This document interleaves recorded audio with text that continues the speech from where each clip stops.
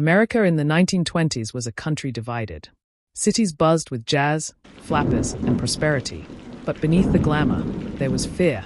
Fear of immigrants, fear of anarchists, and fear of revolution. The Red Scare had swept through the nation, leaving paranoia in its wake. In this tense atmosphere, two Italian immigrants, Nicola Sacco and Bartolomeo Vanzetti, would find themselves accused of murder. But this was no ordinary trial. It was a case that would ignite protests across the globe, spark debates about justice, prejudice, and power, and ultimately become one of the most controversial legal battles in American history. As we begin this journey, ask yourself, was this about justice, or about making an example of two men who represented everything America feared? Stay with me, because in this first episode, we're going to peel back the layers of the world Sacco and Vanzetti lived in, a world where being an immigrant, an anarchist, or simply different could mean the difference between life and death. Who were Sacco and Vanzetti? To the newspapers, they were dangerous radicals. To the authorities, they were symbols of foreign unrest. But in reality, they were two men searching for the same dream millions of immigrants sought, a better life. Nicola Sacco, a shoemaker, hardworking and quiet, was known for his dedication to his family. Bartolomeo Vanzetti, a fish peddler, was more outspoken, a thinker who read philosophy and believed passionately in anarchist ideals of freedom and equality. They were not criminals in the shadows. They were immigrants struggling to survive in a country that often looked at them with suspicion. Yet, because of who they were and what they believed in, suspicion clung to them like a shadow. Their lives would collide with one of the most violent crimes of the decade, a robbery and double murder that would change everything. April 15th, 1920. South Braintree, Massachusetts. A quiet afternoon erupted into chaos when two payroll guards carrying $15,000 were ambushed. Shots rang out. Within minutes, both guards lay dead, and the robbers sped away in a car, vanishing before anyone could react. The crime shook the community. It wasn't just about the money. It was about order, safety, and the growing fear that violence was being fueled by radicals and anarchists hiding in plain sight. Authorities needed suspects. They needed answers. And in a climate of fear, they were willing to find them, whether the evidence was solid or not. Enter Sacco and Vanzetti. Weeks later, police stopped Sacco and Vanzetti. They weren't near the crime scene that day. They weren't caught with stolen money. What they had were weapons, anarchist pamphlets, and foreign accents. To police, that was enough. Their arrest was less about solving the crime, and more about sending a message. Radicals and immigrants would not be tolerated. And so, two working-class men became the perfect suspects. But were they guilty, or just convenient scapegoats? To understand why Sacco and Vanzetti's arrest escalated so quickly, we need to understand the Red Scare.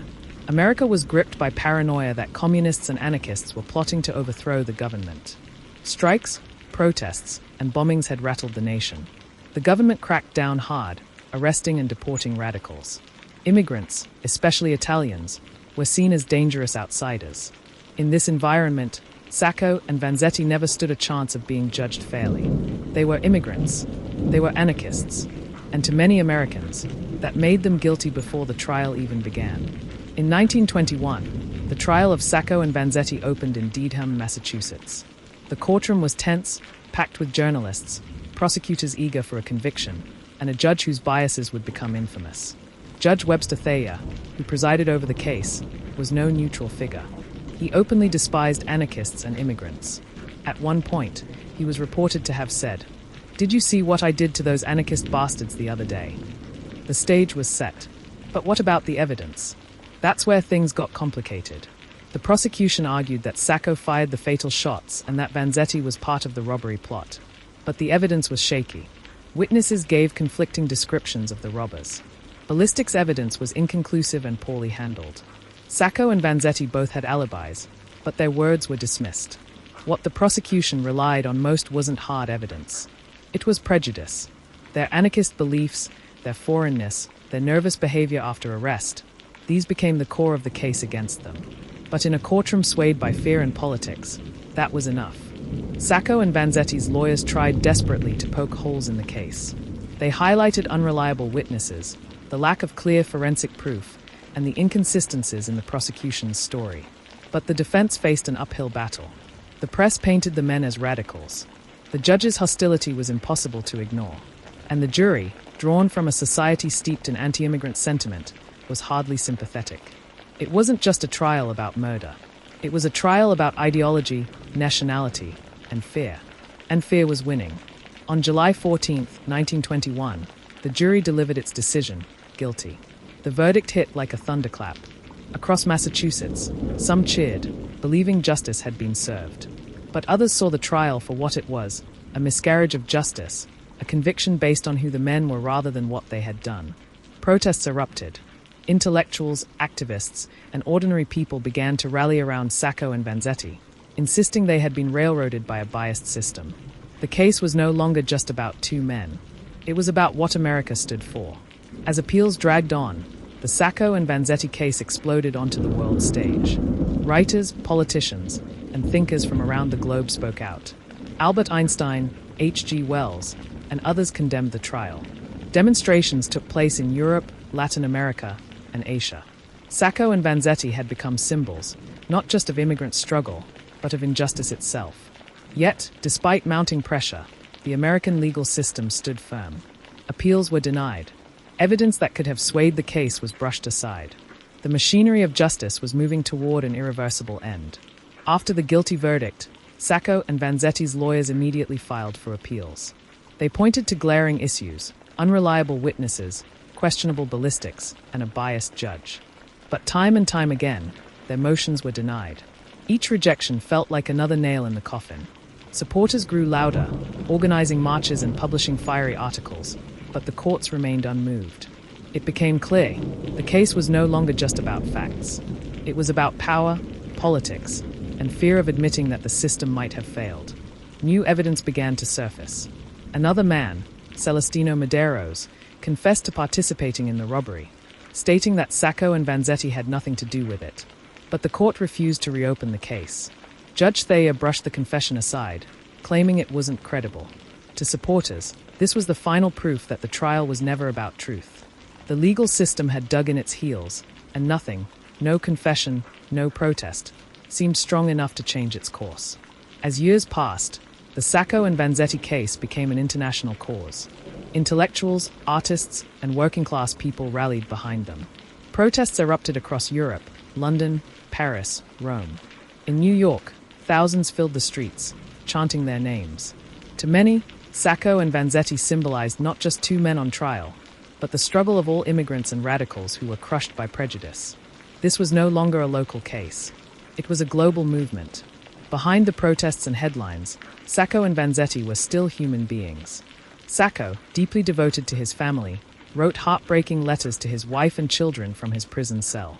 He spoke of love, of longing, and of a hope that justice might still prevail. Vanzetti, ever the philosopher, wrote words that would echo through history. He insisted on his innocence but also reflected on the broader struggle of the working class. His writings were filled with both pain and dignity. Their humanity, captured in letters and statements, made their impending fate all the more devastating. By 1927, the pressure had reached Massachusetts Governor Alvin Fuller. A special advisory committee was formed to review the case, including Harvard's president and other influential figures. But after weeks of review, the committee sided with the original verdict. Fuller announced that Sacco and Vanzetti's execution would go forward. The decision was met with outrage. To supporters, this was not a review, it was a cover-up. The machinery of execution was set in motion. In the summer of 1927, Sacco and Vanzetti faced their final days on death row. Supporters gathered outside the prison in massive crowds, chanting, pleading, demanding mercy. Inside, Sacco's letters grew more desperate, while Vanzetti's remained calm, even defiant. In one of his most famous statements, Vanzetti declared, "If it had not been for these things, I might have lived out my life talking at street corners to scorning men. I might have died unmarked, unknown, a failure. Now we are not a failure. This is our career and our triumph." Their courage in the face of death only deepened the world's sympathy. August 23, 1927, Charlestown State Prison. The streets outside the prison were packed with protesters, police, and journalists. Tension hung heavy in the air. Inside, the electric chair waited. First Sacco was led in, then Vanzetti. Witnesses described the men walking with dignity, refusing to break even in their final moments. As the switch was pulled, cries rang out from outside the prison walls. The executions were complete. But the controversy was only just beginning. The execution of Sacco and Vanzetti sent shockwaves across the globe. Riots broke out in Paris and London. Demonstrators clashed with police in South America. In cities across Europe, workers went on strike in protest. In America, the reaction was divided. Some believed justice had been served. Others saw it as one of the darkest moments in the nation's legal history. Either way, Sacco and Vanzetti had become martyrs, symbols of injustice, prejudice, and the dangers of fear-driven justice. Decades passed, but the shadow of the Sacco and Vanzetti case never faded. Historians, lawyers, and activists continued to debate, were they guilty or innocent? In 1977, on the 50th anniversary of their execution, Massachusetts Governor Michael Dukakis issued a proclamation declaring that Sacco and Vanzetti had been unfairly tried and convicted. It was not a pardon, but it was an acknowledgement that the trial had been tainted by prejudice. The case remains a haunting reminder of how fear and bias can corrupt justice. So, was the trial of Sacco and Vanzetti about justice or injustice? The evidence was weak. The trial was biased. Their beliefs and immigrant status weighed heavier than the facts. And in the end, two men were executed not for what they did, but for who they were. Their story forces us to ask, how many times has justice been bent by fear, by prejudice, by power? And that is why, even nearly a century later, the names Sacco and Vanzetti still echo in classrooms, protests, and history books. If you've made it this far, I want to hear from you. Do you believe Sacco and Vanzetti were guilty, or victims of a system stacked against them? Leave your thoughts in the comments. And if you want to explore more stories where history, crime, and justice collide, make sure to subscribe to True Crime Hub. Because these aren't just stories of the past, they are warnings for the present.